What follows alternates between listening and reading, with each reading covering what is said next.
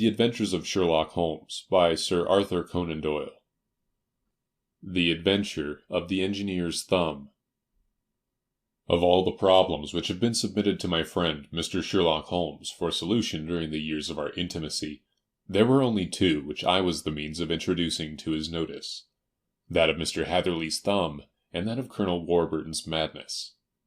Of these, the latter may have afforded a finer field for an acute and original observer, but the other was so strange in its inception, and so dramatic in its details, that it may be the more worthy of being placed upon record, even if it gave my friend fewer openings for those deductive methods of reasoning by which he achieved such remarkable results. The story has, I believe, been told more than once in the newspapers, but like all such narratives, its effect is much less striking when set forth en bloc in a single half-column of print, than when the facts slowly evolve before your own eyes, and the mystery clears gradually away as each new discovery furnishes a step which leads on to the complete truth. At the time, the circumstances made a deep impression upon me, and the lapse of 2 years has hardly served to weaken the effect. It was in the summer of '89, not long after my marriage, that the events occurred which I am now about to summarize. I had returned to civil practice, and had finally abandoned Holmes and his Baker Street rooms, although I continually visited him, and occasionally even persuaded him to forego his bohemian habits so far as to come and visit us. My practice had steadily increased, and as I happened to live at no very great distance from Paddington Station, I got a few patients from among the officials. One of these, whom I had cured of a painful and lingering disease, was never weary of advertising my virtues, and of endeavoring to send me on every sufferer over whom he might have any influence. One morning, at a little before 7 o'clock, I was awakened by the maid tapping at the door to announce that 2 men had come from Paddington, and were waiting in the consulting room. I dressed hurriedly, for I knew by experience that railway cases were seldom trivial, and hastened downstairs. As I descended, my old ally, the guard, came out of the room and closed the door tightly behind him. "I've got him here," he whispered, jerking his thumb over his shoulder. "He's all right." "What is it, then?" I asked, for his manner suggested that it was some strange creature which he had caged up in my room. "It's a new patient," he whispered. "I thought I'd bring him round myself, then he couldn't slip away. There he is, all safe and sound. I must go now, Doctor. I have my duties, just the same as you." And off he went, this trusty tout, without even giving me time to thank him. I entered my consulting room, and found a gentleman seated by the table. He was quietly dressed in a suit of heather tweed, with a soft cloth cap which he had laid down upon my books. Round one of his hands he had a handkerchief wrapped, which was mottled all over with bloodstains. He was young, not more than 25, I should say, with a strong masculine face, but he was exceedingly pale, and gave me the impression of a man who was suffering from some strong agitation, which it took all his strength of mind to control. "I am very sorry to knock you up so early, Doctor," said he, "but I have had a very serious accident during the night. I came in by train this morning, and on inquiring at Paddington as to where I might find a doctor, a worthy fellow very kindly escorted me here. I gave the maid a card, but I see that she has left it upon the side table." I took it up and glanced at it. "Mr. Victor Hatherley, hydraulic engineer, 16A, Victoria Street, 3rd floor." That was the name, style, and abode of my morning visitor. "I regret that I have kept you waiting," said I, sitting down in my library chair. "You are fresh from a night journey, I understand, which is in itself a monotonous occupation." "Oh, my night could not be called monotonous," said he, and laughed. He laughed very heartily, with a high, ringing note, leaning back in his chair and shaking his sides. All my medical instincts rose up against that laugh. "Stop it!" I cried. "Pull yourself together." And I poured out some water from a carafe.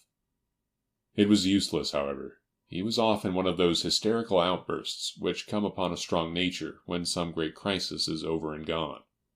Presently he came to himself once more, very weary and pale-looking. "I have been making a fool of myself," he gasped. "Not at all. Drink this." I dashed some brandy into the water, and the color began to come back to his bloodless cheeks. "That's better," said he. And now, doctor, perhaps you would kindly attend to my thumb, or rather to the place where my thumb used to be." He unwound the handkerchief and held out his hand. It gave even my hardened nerves a shudder to look at it. There were 4 protruding fingers, and a horrid red spongy surface where the thumb should have been. It had been hacked or torn right out from the roots. "Good heavens!" I cried. "This is a terrible injury. It must have bled considerably." "Yes, it did. I fainted when it was done, and I think that I must have been senseless for a long time. When I came to, I found that it was still bleeding, so I tied one end of my handkerchief very tightly round the wrist and braced it up with a twig." "Excellent. You should have been a surgeon." "It is a question of hydraulics, you see, and came within my own province." "This has been done," said I, examining the wound, "by a very heavy and sharp instrument." "A thing like a cleaver," said he. "An accident, I presume?"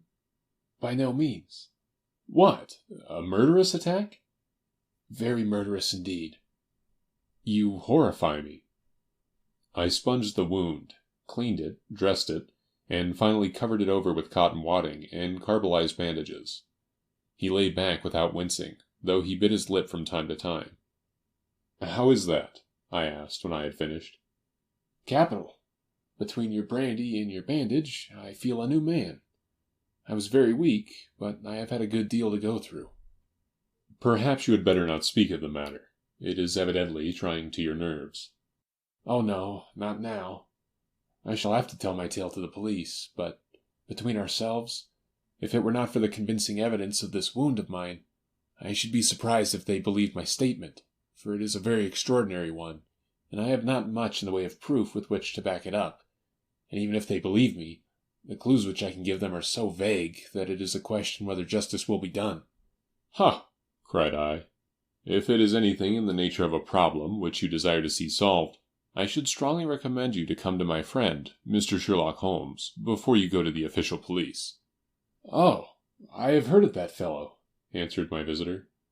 "and I should be very glad if he would take the matter up, though of course I must use the official police as well. Would you give me an introduction to him?" "I'll do better. I'll take you round to him myself." "I should be immensely obliged to you." "We'll call a cab and go together. We shall just be in time to have a little breakfast with him. Do you feel equal to it?" "Yes, I shall not feel easy until I have told my story."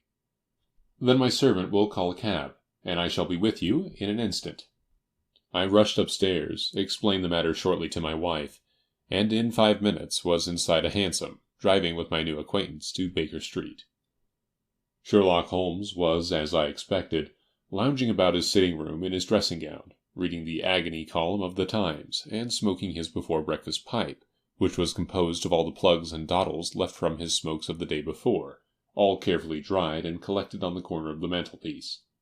He received us in his quietly genial fashion, ordered fresh rashers and eggs, and joined us in a hearty meal.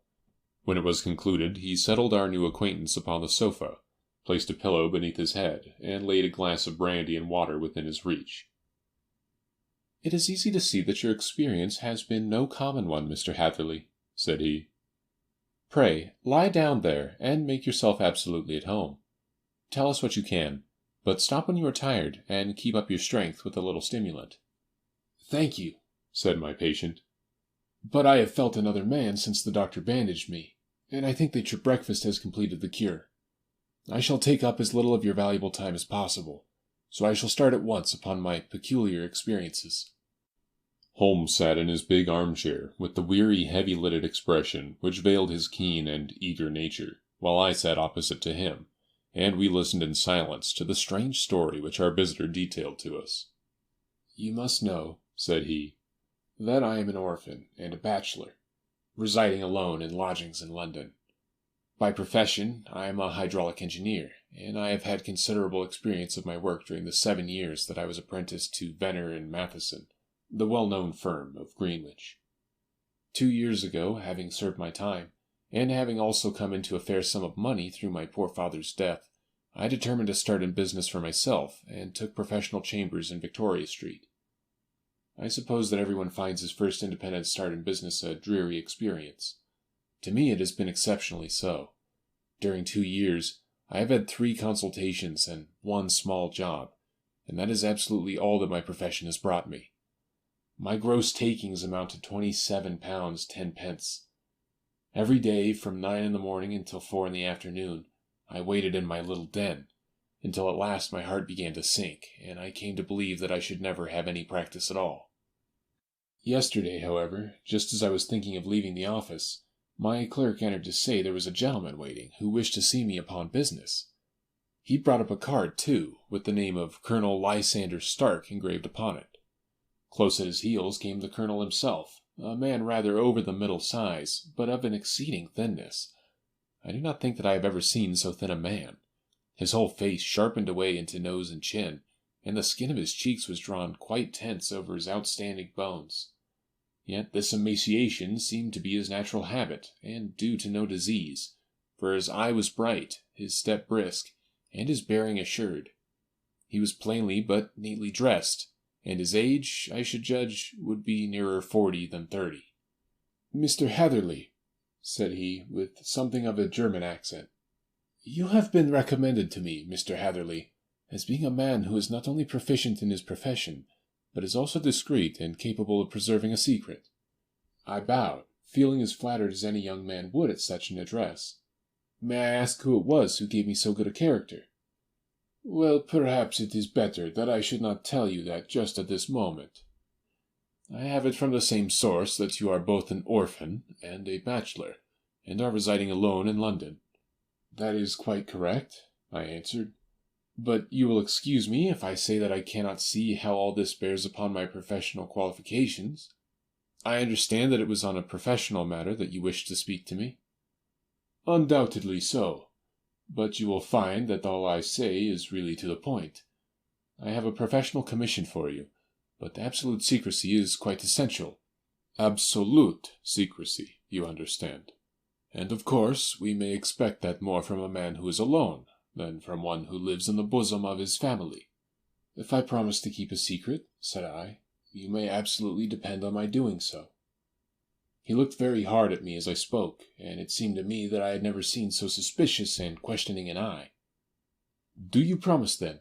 said he at last. "Yes, I promise." "Absolute and complete silence, before, during, and after. No reference to the matter at all, either in word or writing?" "I have already given you my word." "Very good." He suddenly sprang up, and darting like lightning across the room, he flung open the door. The passage outside was empty. "That's all right," said he, coming back. "I know that clerks are sometimes curious as to their master's affairs. Now we can talk in safety." He drew up his chair very close to mine, and began to stare at me again with the same questioning and thoughtful look. A feeling of repulsion and of something akin to fear had begun to rise within me at the strange antics of this fleshless man. Even my dread of losing a client could not restrain me from showing my impatience. "I beg that you will state your business, sir," said I. "My time is of value." Heaven forgive me for that last sentence, but the words came to my lips. "How would 50 guineas for a night's work suit you?" he asked. "Most admirably." "I say a night's work, but an hour's would be nearer the mark. I simply want your opinion about the hydraulic stamping machine, which has got out of gear. If you show us what is wrong, we shall soon set it right ourselves. What do you think of such a commission as that?" "The work appears to be light, and the pay munificent." "Precisely so. We shall want you to come tonight by the last train." "Where to?" "To Eyford and Berkshire. It is a little place near the borders of Oxfordshire, and within 7 miles of Reading. There is a train from Paddington, which would bring you there at about 11:15. "Very good. I shall come down in a carriage to meet you." "There is a drive, then?" "Yes, our little place is quite out in the country. It is a good 7 miles from Eyford station." "Then we can hardly get there before midnight. I suppose there would be no chance of a train back. I should be compelled to stop the night." "Yes, we could easily give you a shakedown." "That is very awkward. Could I not come at some more convenient hour?" "We have judged it best that you should come late. It is to recompense you for any inconvenience that we are paying to you, a young and unknown man, a fee which would buy an opinion from the very heads of your profession. Still, of course, if you would like to draw out of the business, there is plenty of time to do so." I thought of the 50 guineas, and of how very useful they would be to me. "Not at all," said I. "I shall be very happy to accommodate myself to your wishes. I should like, however, to understand a little more clearly what it is that you wish me to do." "Quite so. It is very natural that the pledge of secrecy which we have exacted from you should have aroused your curiosity. I have no wish to commit you to anything without you having it all laid before you. I suppose that we are absolutely safe from eavesdroppers?" "Entirely." "Then the matter stands thus. You are probably aware that Fuller's earth is a valuable product, and that it is only found in 1 or 2 places in England." "I have heard so. Some little time ago I bought a small place, a very small place, within 10 miles of Reading. I was fortunate enough to discover that there was a deposit of Fuller's earth in one of my fields. On examining it, however, I found that this deposit was a comparatively small one, and that it formed a link between 2 very much larger ones upon the right and left, both of them, however, in the grounds of my neighbors. These good people were absolutely ignorant that their land contained that which was quite as valuable as a gold mine. Naturally, it was to my interest to buy their land before they discovered its true value, but unfortunately I had no capital by which I could do this. I took a few of my friends into the secret, however, and they suggested that we should quietly and secretly work on our own little deposit, and that in this way we should earn the money which would enable us to buy the neighboring fields. This we have now been doing for some time, and in order to help us in our operations, we erected a hydraulic press. This press, as I have already explained, has got out of order, and we wish your advice upon the subject. We guard our secret very jealously, however, and if it once became known that we had hydraulic engineers coming to our little house, it would soon rouse inquiry, and then, if the facts came out, it would be good-bye to any chance of getting these fields and carrying out our plans. That is why I have made you promise me that you will not tell a human being that you are going to Eyford tonight. I hope that I make it all plain." "I quite follow you," said I. "The only point which I could not quite understand was what use you could make of a hydraulic press in excavating Fuller's earth, which, as I understand, is dug out like gravel from a pit." "Ah," said he carelessly, "we have our own process. We compress the earth into bricks, so as to remove them without revealing what they are. But that is a mere detail. I have taken you fully into my confidence now, Mr. Hatherley, and I have shown you how I trust you." He rose as he spoke. "I shall expect you, then, at Eyford, at 11:15. "I shall certainly be there." And not a word to a soul. He looked at me with a last long questioning gaze, and then, pressing my hand in a cold dank grasp, he hurried from the room. Well, when I came to think it all over in cool blood, I was very much astonished, as you may both think, at this sudden commission which had been entrusted to me. On the one hand, of course, I was glad, for the fee was at least tenfold what I should have asked, had I set a price upon my own services, and it was possible that this order might lead to other ones. On the other hand, the face and manner of my patron had made an unpleasant impression upon me, and I could not think that his explanation of the Fuller's earth was sufficient to explain the necessity for my coming at midnight, and his extreme anxiety lest I should tell anyone of my errand. However, I threw all fears to the wind, ate a hearty supper, drove to Paddington, and started off, having obeyed to the letter the injunction as to holding my tongue. At Reading I had to change not only my carriage but my station. However, I was in time for the last train to Eyford, and I reached the little dim-lit station after 11 o'clock. I was the only passenger who got out there, and there was no one upon the platform, save a single sleepy porter with a lantern. As I passed out through the wicket gate, however, I found my acquaintance of the morning waiting in the shadow upon the other side. Without a word, he grasped my arm and hurried me into a carriage, the door of which was standing open. He drew up the windows on either side, tapped on the woodwork, and away we went as fast as the horse could go. "One horse?" interjected Holmes. "Yes, only one." Did you observe the color?" "Yes, I saw it by the side lights when I was stepping into the carriage. It was a chestnut." "Tired looking or fresh?" "Oh, fresh and glossy." "Thank you. I am sorry to have interrupted you. Pray, continue your most interesting statement." Away we went then, and we drove for at least an hour. Colonel Lysander Stark had said that it was only 7 miles, but I should think, from the rate that we seemed to go, and from the time that we took, that it must have been nearer 12. He sat at my side in silence all the time, and I was aware, more than once when I glanced in his direction, that he was looking at me with great intensity. The country roads seemed to not be very good in that part of the world, for we lurched and jolted terribly. I tried to look out of the windows to see something of where we were, but they were made of frosted glass, and I could make out nothing save the occasional bright blur of a passing light. Now and then I hazarded some remark to break the monotony of the journey, but the colonel answered only in monosyllables, and the conversation soon flagged. At last, however, the bumping of the road was exchanged for the crisp smoothness of a gravel drive, and the carriage came to a stand. Colonel Lysander Stark sprang out, and, as I followed after him, pulled me swiftly into a porch which gaped in front of us.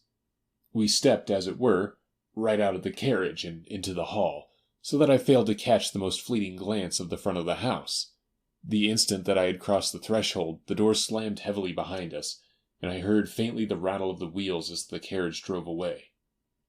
It was pitch dark inside the house, and the colonel fumbled about, looking for matches and muttering under his breath. Suddenly a door opened at the other end of the passage, and a long golden bar of light shot out in our direction. It grew broader, and a woman appeared with a lamp in her hand, which she held above her head, pushing her face forward and peering at us. I could see that she was pretty, and from the gloss with which the light shone upon her dark dress, I knew that it was a rich material. She spoke a few words in a foreign tongue, in a tone as though asking a question, and when my companion answered in a gruff monosyllable, she gave such a start that the lamp nearly fell from her hand. Colonel Stark went up to her, whispered something in her ear, and then, pushing her back into the room from whence she had come, he walked towards me again, with the lamp in his hand. "Perhaps you will have the kindness to wait in this room for a few minutes," said he, throwing open another door. It was a quiet, little, plainly furnished room, with a round table in the center, on which several German books were scattered. Colonel Stark laid down the lamp on the top of a harmonium beside the door. "I shall not keep you waiting an instant," said he, and vanished into the darkness. I glanced at the books upon the table, and in spite of my ignorance of German, I could see that 2 of them were treatises on science, the others being volumes of poetry. Then I walked across to the window, hoping that I might catch some glimpse of the countryside, but an oak shutter, heavily barred, was folded across it. It was a wonderfully silent house. There was an old clock ticking loudly somewhere in the passage, but otherwise everything was deadly still. A vague feeling of uneasiness began to steal over me. Who were these German people, and what were they doing living in this strange, out-of-the-way place? And where was the place? I was 10 miles or so from Eyford. That was all I knew. But whether north, south, east, or west, I had no idea. For that matter, Reading, and possibly other large towns, were within that radius, so the place might not be so secluded after all. Yet it was quite certain, from the absolute stillness, that we were in the country. I paced up and down the room, humming a tune under my breath to keep up my spirits, and feeling that I was thoroughly earning my 50-guinea fee. Suddenly, without any preliminary sound in the midst of the utter stillness, the door of my room swung slowly open. The woman was standing in the aperture, the darkness of the hall behind her, the yellow light from my lamp beating upon her eager and beautiful face. I could see at a glance that she was sick with fear, and the sight sent a chill to my own heart. She held up one shaking finger to warn me to be silent, and she shot a few whispered words of broken English at me, her eyes glancing back, like those of a frightened horse, into the gloom behind her. "I would go," said she, trying hard, as it seemed to me, to speak calmly. "I would go. I should not stay here. There is no good for you to do." "But, madam," said I have not yet done what I came for. I cannot possibly leave until I have seen the machine." "It is not worth your while to wait," she went on. "You can pass through the door. No one hinders." And then, seeing that I smiled and shook my head, she suddenly threw aside her constraint and made a step forward, with her hands wrung together. "For the love of heaven," she whispered, "get away from here, before it is too late." But I am somewhat headstrong by nature, and the more ready to engage in an affair when there is some obstacle in the way. I thought of my 50-guinea fee, of my wearisome journey, and of the unpleasant night which seemed to be before me. Was it all to go for nothing? Why should I slink away without having carried out my commission, and without the payment which was my due? This woman might, for all I knew, be a monomaniac. With a stout bearing, therefore, though her manner had shaken me more than I cared to confess, I still shook my head and declared my intention of remaining where I was. She was about to renew her entreaties when a door slammed overhead, and the sound of several footsteps was heard upon the stairs.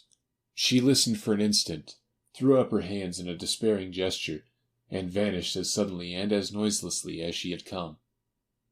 The newcomers were Colonel Lysander Stark and a short, thick man, with a chinchilla beard growing out of the creases of his double chin, who was introduced to me as Mr. Ferguson.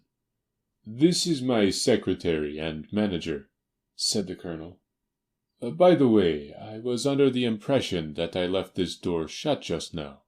I fear that you have felt the draught."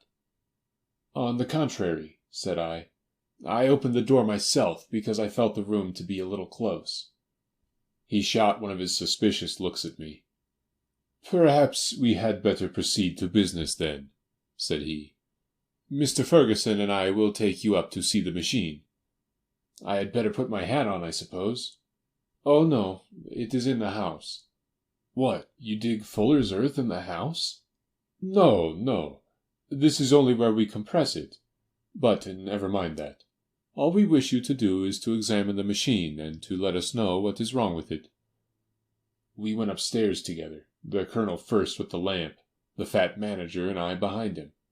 It was a labyrinth of an old house, with corridors, passages, narrow winding staircases, and little low doors, the thresholds of which were hollowed out by the generations who had crossed them.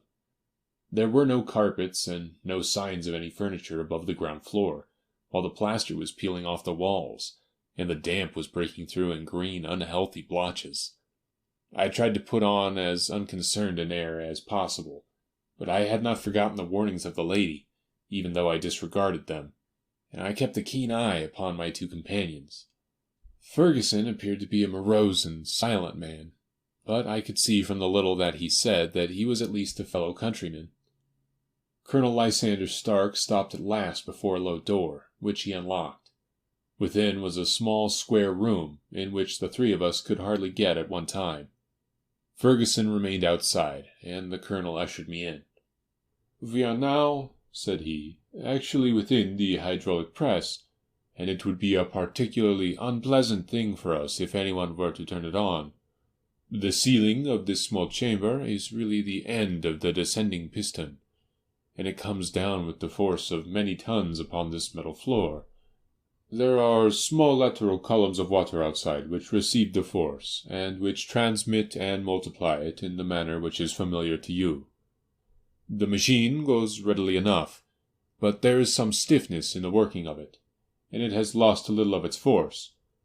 Perhaps you will have the goodness to look it over, and to show us how we can set it right." I took the lamp from him, and I examined the machine very thoroughly. It was indeed a gigantic one, and capable of exercising enormous pressure. When I passed outside, however, and pressed down the levers which controlled it, I knew at once by the whishing sound that there was a slight leakage, which allowed a regurgitation of water through one of the side cylinders. An examination showed that one of the India rubber bands, which was round the head of a driving rod, had shrunk so as not quite to fill the socket along which it worked. This was clearly the cause of the loss of power, and I pointed it out to my companions, who followed my remarks very carefully, and asked several practical questions as to how they should proceed to set it right. When I had made it clear to them, I returned to the main chamber of the machine and took a good look at it to satisfy my own curiosity. It was obvious at a glance that the story of the fuller's earth was the merest fabrication, for it would be absurd to suppose that so powerful an engine could be designed for so inadequate a purpose. The walls were of wood, but the floor consisted of a large iron trough, and when I came to examine it, I could see a crust of metallic deposit all over it. I had stooped and was scraping at this to see exactly what it was, when I heard a muttered exclamation in German, and saw the cadaverous face of the colonel looking down at me. "What are you doing there?" he asked. I felt angry at having been tricked by so elaborate a story as that which he had told me. "I was admiring your fuller's earth," said I. "I think that I should be better able to advise you as to your machine if I knew what the exact purpose was for which it was used." The instant that I uttered the words, I regretted the rashness of my speech. His face set hard, and a baleful light sprang up in his grey eyes. "Very well," said he. "You shall know all about the machine." He took a step backward, slammed the little door, and turned the key in the lock. I rushed towards it and pulled at the handle, but it was quite secure, and did not give in the least to my kicks and shoves. "Hello!" I yelled. "Hello! Colonel, let me out!" And then, suddenly in the silence, I heard a sound which sent my heart into my mouth. It was the clank of the levers and the swish of the leaking cylinder. He had set the engine at work. The lamp still stood upon the floor where I had placed it when examining the trough. By its light I saw that the black ceiling was coming down upon me, slowly, jerkily, but as none knew better than myself, with a force which must within a minute grind me to a shapeless pulp. I threw myself, screaming, against the door, and dragged with my nails at the lock. I implored the colonel to let me out, but the remorseless clanking of the levers drowned my cries. The ceiling was only a foot or two above my head, and with my hand upraised I could feel its hard, rough surface. Then it flashed through my mind that the pain of my death would depend very much upon the position in which I met it. If I lay on my face, the weight would come upon my spine, and I shuddered to think of that dreadful snap. Easier the other way, perhaps, and yet, had I the nerve to lie and look up at that deadly black shadow wavering down upon me? Already I was unable to stand erect, when my eye caught something which brought a gush of hope back to my heart. I have said that though the floor and ceiling were of iron, the walls were of wood. As I gave a last hurried glance around, I saw a thin line of yellow light between two of the boards, which broadened and broadened as a small panel was pushed backward. For an instant I could hardly believe that there was indeed a door which led away from death. The next instant I threw myself through, and lay half fainting upon the other side. The panel had closed again behind me, but the crash of the lamp, and a few moments afterwards the clang of the two slabs of metal, told me how narrow had been my escape. I was recalled to myself by a frantic plucking at my wrist, and I found myself lying upon the stone floor of a narrow corridor, while a woman bent over me and tugged at me with her left hand, while she held a candle in her right. It was the same good friend whose warning I had so foolishly rejected. "Come, come!" she cried breathlessly. "They will be here in a moment. They will see that you are not there. Oh, do not waste the so precious time, but come!" This time, at least, I did not scorn her advice. I staggered to my feet, and ran with her along the corridor, and down a winding stair. The ladder led to another broad passage, and just as we reached it we heard the sound of running feet, and the shouting of two voices, one answering the other from the floor on which we were, and from the one beneath. My guide stopped, and looked about her like one who is at her wit's end. Then she threw open a door which led into a bedroom, through the window of which the moon was shining brightly. "It is your only chance," said she. "It is high, but it may be that you can jump it." As she spoke, a light sprang into view at the further end of the passage, and I saw the lean figure of Colonel Lysander Stark rushing forward with a lantern in one hand and a weapon like a butcher's cleaver in the other. I rushed across the bedroom, flung open the window, and looked out. How quiet and sweet and wholesome the garden looked in the moonlight, and it could not be more than 30 feet down. I clambered out upon the sill, but I hesitated to jump until I should have heard what passed between my saviour and the ruffian who pursued me. If she were ill used, then at any risks I was determined to go back to her assistance. The thought had hardly flashed through my mind before he was at the door, pushing his way past her, but she threw her arms round him, and tried to hold him back. "Fritz! Fritz!" she cried in English. Remember your promise after the last time. You said it should not be again. He will be silent. Oh, he will be silent." "You are mad, Elise," he shouted, struggling to break away from her. "You will be the ruin of us. He has seen too much. Let me pass, I say." He dashed her to one side, and rushing to the window, cut at me with his heavy weapon. I had let myself go, and was hanging by the hands to the sill when his blow fell. I was conscious of a dull pain. My grip loosened, and I fell into the garden below. I was shaken, but not hurt by the fall, so I picked myself up and rushed off among the bushes as hard as I could run, for I understood that I was far from being out of danger yet.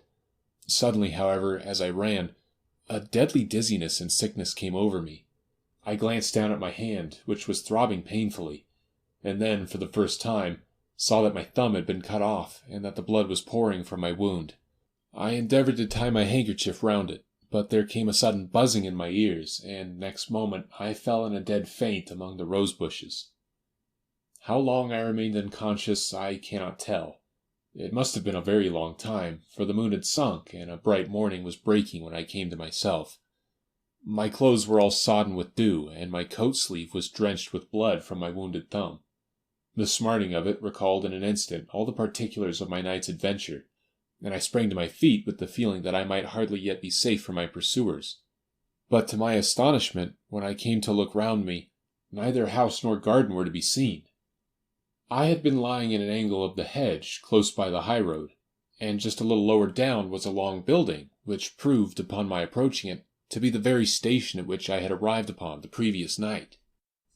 Were it not for the ugly wound upon my hand, all that had passed during those dreadful hours might have been an evil dream.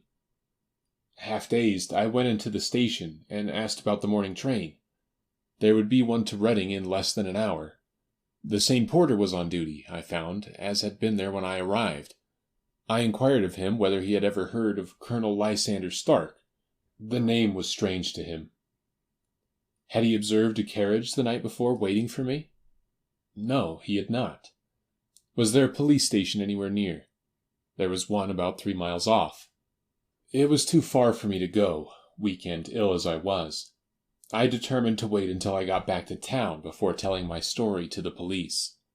It was a little past 6 when I arrived, so I went first to have my wound dressed, and then the doctor was kind enough to bring me along here.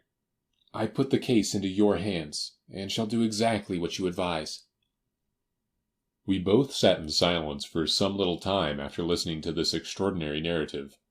Then Sherlock Holmes pulled down from the shelf one of his ponderous commonplace books in which he placed his cuttings. "Here is an advertisement which will interest you," said he. "It appeared in all the papers about a year ago. Listen to this. 'Lost on the 9th inst. Mr. Jeremiah Hayling, aged 26, a hydraulic engineer. Left his lodgings at 10 o'clock at night, and has not been heard of since. Was dressed in, etc., etc.' Ha! That represents the last time that the Colonel needed to have his machine overhauled, I fancy." "Good heavens!" cried my patient. "Then that explains what the girl said." "Undoubtedly. It is quite clear that the Colonel was a cool and desperate man, who was absolutely determined that nothing should stand in the way of his little game, like those out-and-out pirates who will leave no survivor from a captured ship. Well, every moment now is precious, so if you feel equal to it, we shall go down to Scotland Yard at once as a preliminary to starting for Eyford." Some 3 hours or so afterwards we were all in the train together, bound from Reading to the little Berkshire village. There were Sherlock Holmes, the hydraulic engineer, Inspector Bradstreet of Scotland Yard, a plain-clothes man, and myself. Bradstreet had spread an ordnance map of the county out upon the seat, and was busy with his compasses, drawing a circle with Eyford for its centre. "There you are," said he. "That circle is drawn at a radius of 10 miles from the village. The place we want must be somewhere near that line. You said 10 miles, I think, sir?" "It was an hour's good drive." "And you think that they brought you back all that way when you were unconscious?" "They must have done so. I have a confused memory, too, of having been lifted and conveyed somewhere." "What I cannot understand," said I, "is why they should have spared you when they found you lying fainting in the garden. Perhaps the villain was softened by the woman's entreaties? I hardly think that likely. I never saw a more inexorable face in my life.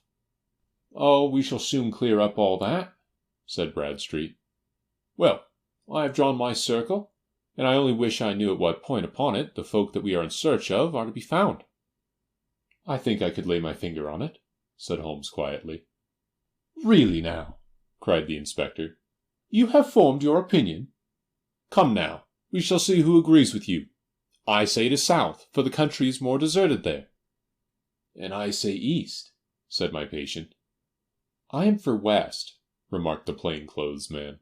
There are several quiet little villages up there.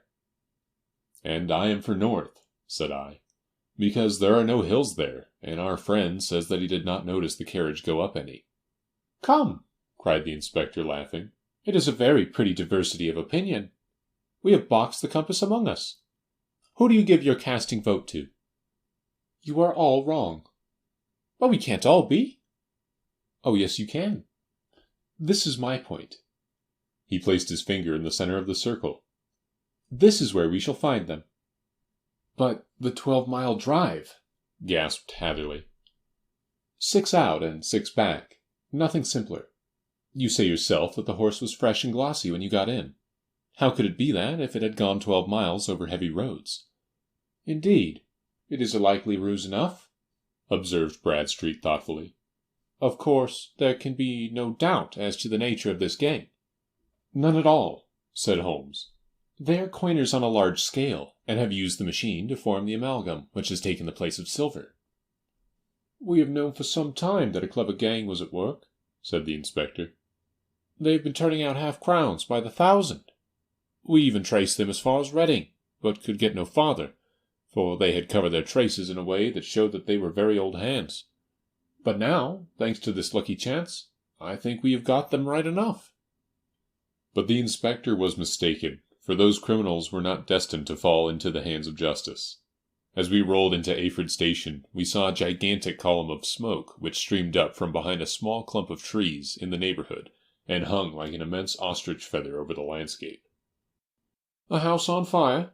asked Bradstreet as the train steamed off again on its way. "Yes, sir," said the station-master. "When did it break out?" "I hear it was during the night, sir, but it has got worse, and the whole place is in a blaze." "Whose house is it?" "Dr. Becker's." "Tell me," broke in the engineer, "is Dr. Becker a German, very thin, with a long, sharp nose?" The station-master laughed heartily. "No, sir. Dr. Becker is an Englishman, and there isn't a man in the parish who has a better lined waistcoat. But he has a gentleman staying with him, a patient, as I understand, who is a foreigner, and he looks as if a little good Berkshire beef would do him no harm." The station-master had not finished his speech before we were all hastening in the direction of the fire. The road topped a low hill, and there was a great widespread whitewashed building in front of us, spouting fire at every chink and window, while in the garden in front 3 fire engines were vainly striving to keep the flames under. "That's it!" cried Hatherley, in intense excitement. "There is the gravel drive, and there are the rose bushes where I lay. That second window is the one I jumped from." "Well, at least," said Holmes, "you have had your revenge upon them. There can be no question that it was your oil lamp which, when it was crushed in the press, set fire to the wooden walls, though no doubt they were too excited in the chase after you to observe it at the time. Now, keep your eyes open in this crowd for your friends of last night, though I very much fear that they are a good 100 miles off by now." And Holmes's fears came to be realized, for from that day to this no word has ever been heard either of the beautiful woman, the sinister German, or the morose Englishman. Early that morning a peasant had met a cart containing several people, and some very bulky boxes, driving rapidly in the direction of Reading. But there all traces of the fugitives disappeared, and even Holmes's ingenuity failed ever to discover the least clue as to their whereabouts. The firemen had been much perturbed at the strange arrangements which they had found within, and still more so by discovering a newly severed human thumb upon a window-sill of the second floor. About sunset, however, their efforts were at last successful, and they subdued the flames, but not before the roof had fallen in, and the whole place been reduced to such absolute ruin that, save some twisted cylinders and iron piping, Not a trace remained of the machinery which had cost our unfortunate acquaintance so dearly. Large masses of nickel and of tin were discovered stored in an outhouse, but no coins were to be found, which may have explained the presence of those bulky boxes which have been already referred to. How our hydraulic engineer had been conveyed from the garden to the spot where he recovered his senses might have remained forever a mystery, were it not for the soft mold, which told us a very plain tale. He had evidently been carried down by two persons, one of whom had remarkably small feet, and the other unusually large ones. On the whole, it was most probable that the silent Englishman, being less bold or less murderous than his companion, had assisted the woman to bear the unconscious man out of the way of danger. "Well," said our engineer ruefully, as we took our seats to return once more to London, "it has been a pretty business for me. I have lost my thumb, and I have lost a 50-guinea fee. And what have I gained?" "Experience," said Holmes, laughing. "Indirectly it may be of value, you know. You have only to put it into words to gain the reputation of being excellent company for the remainder of your existence."